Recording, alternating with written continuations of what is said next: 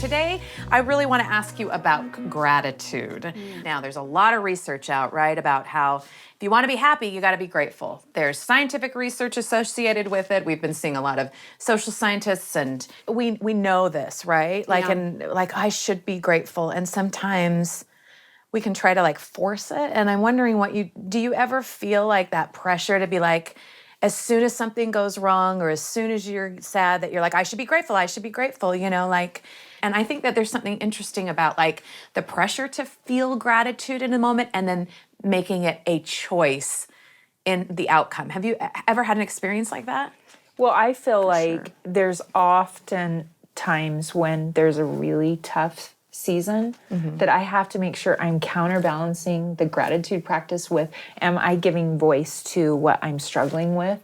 And if I'm not feeling heard for all of those other negative feelings, then I get kind of stuck in them. But it's interesting that we went through a couple of periods of unemployment, and we used to practice at night the miracle we saw that day, because we called it Miracle in the Mess, because every day felt like a disaster mess. And it was interesting.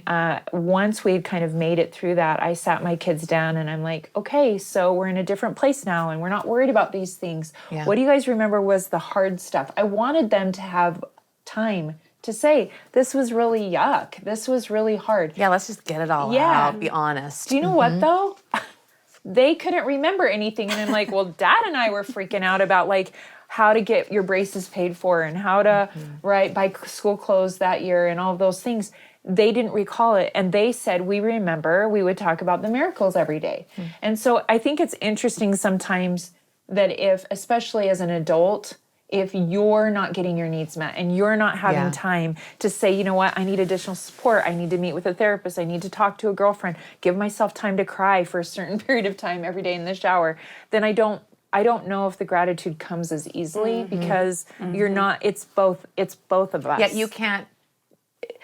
you can't really like avoid pain, heartache, and sorrow by just being more grateful. Yeah. You know, like It's the other side of the coin. It has to be a better like transition there. Right. Oh, yeah. Yeah, There can be a culture of toxic positivity. Yes. And I am concerned about it because we can get in that rap. Well, at least, or when am I supposed to learn about this? Yeah.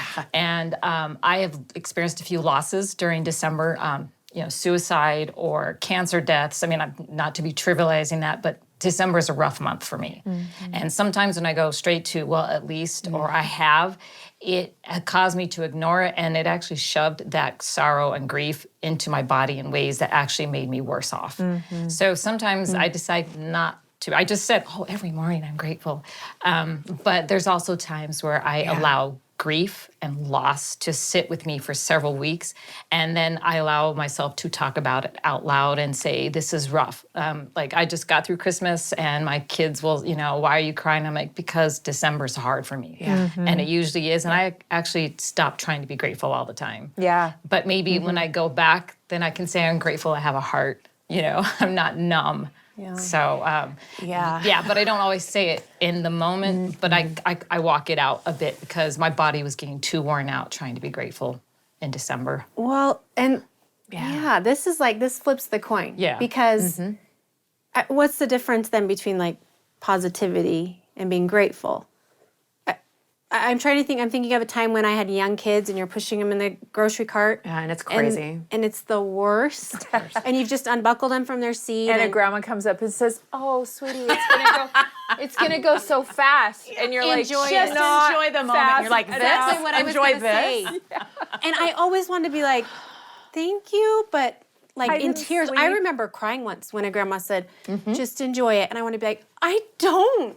Like, I'm not enjoying this. If you want me to enjoy it, take my kids home.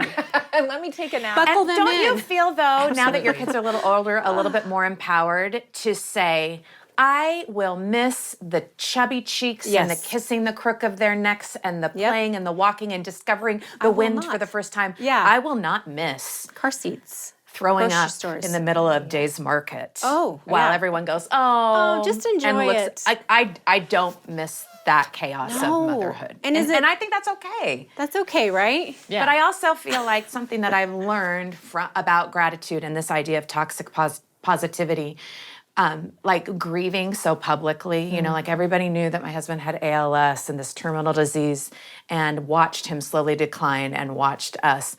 What I have learned is that to help really mourn and to feel really grateful with other people, you follow their lead. That's how you do it. You don't tell them how to feel. You don't say, be grateful right now. Or you don't say, it's the holidays, cheer up, at least this, at least. I remember 2 weeks after it kind of had become public that, my husband had a terminal disease and everybody kind of had known, and I was still in shock, like physical shock, still cold all the time. I couldn't remember stuff. Like, again, grocery shopping because we still need to eat. Like, why are we living our life? What are we doing? And I had a friend do what I call a drive-by condolences, where you see the person and when they look at you, they remind you of a tragedy. They look at you and they're like, oh, sad, And so I saw the look at her face, like she's just gets to live her wonderful, beautiful life, and then she sees me and goes, oh, I better say something because this is sad. And so she says, I heard about your husband. Can't wait to hear all you've learned. Bye. Oh. And I was like, all I've learned that life is horrible And I'm in shock. dark and people are cruel. Yeah. And nothing, learned. I was not at the learning stage 2 No. weeks into a diagnosis. And I laugh about it now, obviously, like, what was that? Like, she didn't even ask, like, how are you? What's going, like, didn't have you stop. learned? It was like, oh, we have got to catch up because you're going through this trial and you're going to be grateful for it. And you're going to learn so many things. You can tell me what you've learned so I don't have to go through Yeah. it, which is the assumption. And I just was so, and it was kind of fun though, because it snapped me out of my shock and turned me into anger. There you go. That anger fueled me for the next few months. So, that was a gift. It was helpful. But, Anger, good. but anger grief on another episode of the Lisa Show. No, but I do think that you can't hurry another person up in gratitude when they are crying and when they're upset, to be able to sit and listen. I feel like timing is an important issue in gratitude that we rarely talk about. Well, I do love you're telling this story. I remember calling my best friend, and I'm calling her and I'm crying. And I said to her, Shauna, this is not grief. This is not grief. Do not tell me this is grief. And she's like, okay. Okay. I'm like, and it's not because we're unemployed. She's like, okay. Right? And I was pushing myself to be positive and hopeful and grateful. Now, fast forward, it's been a few years. We're in a different situation. And the last few months I've been in a slump. And I've there's nothing wrong. No one just died. We're not unemployed. Yeah. The dog wasn't I killed. should be happy. I should be happy. Why? I guess I better do 10 things a day that I'm grateful for because maybe the 5 is just not cutting it. And so I think giving space for, we're not all just 3 emotions. We're not all just happy, sad, or mad. We are a range of emojis on our phone. At any given point, I can feel grateful and I think and is a really helpful word when we're talking gratitude. We are happy and we're frustrated or scared or overwhelmed. We are grateful and we're overwhelmed with what's ahead of us with our special needs child, or we're not sure how to navigate a health concern. So I think and is helpful. Yeah. I like that. My kids and I think have learned that together of, yeah, we really are grateful that we have each other, and we are grateful that this funny thing happened and we had this good meal. It is good. And also, we're kind of sad It's about the this and. too. Yeah, it's the and. But we've sort of learned it together. So, do you have advice for people who, when you have gone through something like this, because of course I wouldn't want to say, well, aren't you so glad you had that time with your dad? Yeah. Which is a great thing to say, but also We can say that, and we say that to each other but you don't want someone to say that to you. in times where we mean it. Yeah. And I hate it every single time when somebody tells me that's what I should feel right. Nobody likes to be told No. how to feel. Okay, so Right. we've learned, don't tell people how they But should there feel. are moments, like overwhelming moments, where I'll think, I am so glad that I had a beautiful marriage for 25 years with it. If It's genuine. It is, and it's genuine, and I feel it. Like, even though I'm paying for the loss now, like, I think, no, I am so grateful for that. This is probably like the most important experience that I've, and I do.